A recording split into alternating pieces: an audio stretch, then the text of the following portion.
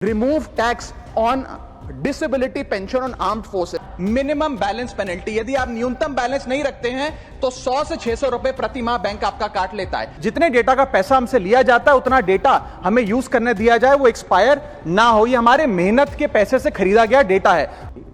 My subject is concern over impact of traffic congestion in Indian cities. मेरी चिंता है sir कि भारत में लगभग 13.5 करोड़ इन्वेस्टर्स हैं और खास तौर पे इस वर्ग में सैलरीड मिडिल क्लास और रिटायरीज जो लॉन्ग टर्म सेविंग्स के लिए निवेश करते हैं, उनकी चिंता है जो मैं सदन में व्यक्त करना चाहता हूं। सर थर्ड मेरा प्रपोजल है no bank charges for not maintaining minimum account balance. देश की आधी आबादी हर महीने फेस करती है, वो इशू है मेंस्ट्रुअल हेल्थ का और मेंस्ट्रुअल हाइजीन का। राघव भाई, अभी आपका वीडियो देखा, हम सब लोग अरविंद केजरीवाल जी के सिपाही हैं और हमने तो एक ही बात सीखी थी, जो डर गया समझो मर गया। आज मैं राज्यसभा सांसद राघव चड्ढा जी से कुछ सवाल पूछना चाहती हूँ। राघव जी, आप बीजेपी से इतना डरते क्यों? आप बीजेपी से सवाल उठाने से डरते क्यों हो? पंजाब का मुद्दा होता है उस वक्त आप खामोश रहते हो, नहीं बोलते हो। मोदी के खिलाफ आवाज नहीं निकालते हो। आपसे इसलिए सवाल पूछते हैं। क्या आप मानते हैं कि वो कॉम्प्रोमाइज है? आज की राजनीति में एक ही नाम चर्चा में है, वो है आम आदमी पार्टी के युवा चेहरे और राज्यसभा के सांसद राघव चड्ढा। मुझे जब जब पार्लियामेंट में बोलने का मौका मिलता है, मैं जनता के मुद्दे उठाता हूँ और शायद ऐसे टॉपिक्स उठाता हूँ जिसे आम तौर पर संसद में नहीं उठाया जाता है।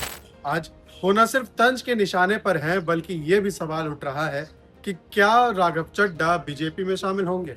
दरअसल अप्रैल 2026 में आम आदमी पार्टी ने राघव चड्ढा को राज्यसभा के उपनेता पद से हटा दिया है और उनके जगह अशोक मित्तल को ये जिम्मेदारी दी गई है। साथ ही पार्टी ने राज्यसभा सचिवालय को पत्र लिखकर ये भी कहा है कि राघव चड्ढा को पार्टी की ओर से बोलने का समय न दिया जाए, यानी अब वो अंदर भी मौका नहीं पा रहे हैं। इसी बीच हलचल भी तेज हो गई है कि कहीं राघव चड्ढा आप छोड़कर बीजेपी की तरफ न झुक जाए।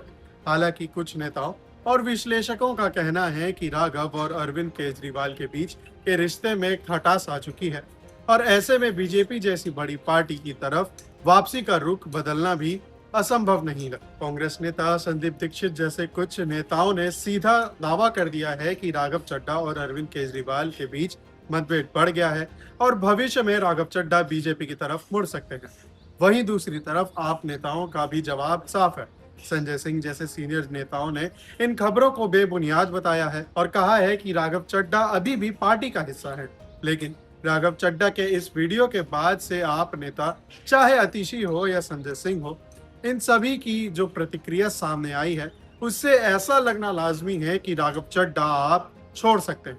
आपको बता दें कि राघव चड्ढा ने खुद भी कहा है कि मुझे खामोश करवाया गया है, मैं हारा नहीं हूँ, यानी वो अंदर की लड़ाई से बाहर नहीं हो रहे हैं, लेकिन उनकी आवाज को जानबूझकर दबाया जा रहा है।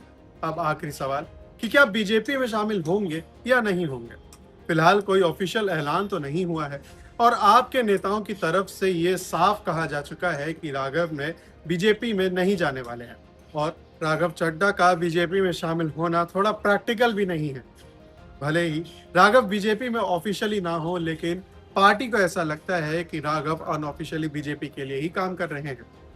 अब इसे अगर आसान भाषा में कहें तो राघव चड्ढा जब से राज्यसभा के सांसद बने हैं, उन्होंने एक भी ऐसा मुद्दा नहीं उठाया था जो पार्टी के लिए हो। उनके सारे मुद्दे पब्लिक के प्रॉब्लम्स पर थे, यानी कि वो सेफ साइड खेल रहे थे और अरविंद केजरीवाल को शायद यह बात पसंद नहीं आई होगी, इसलिए राघव चड्ढा को इस पद से हटा दिया गया। और वैसे भी भैया, यह राजनीति है। यहाँ यह भी तथ्य है कि राजनीति में आज जो नहीं होता कल उसकी अफवाह भी सच हो जाती है और यही वजह है कि लोग पूछ रहे हैं कि क्या राघव बीजेपी में शामिल होंगे।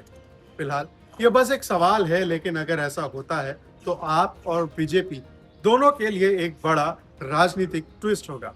इससे जुड़ी खबरें सन्मार्ग अब तक पहुंचाता रहेगा। तब तक के लिए इस वीडियो को लाइक करना ना भूले, शेयर करना ना भूले और चैनल को सब्सक्राइब करना ना भूले। ऐसी और खबरों के लिए देखते रहिए सन्मार्ग नेटवर्क के अन्य डिजिटल प्लेटफॉर्म्स।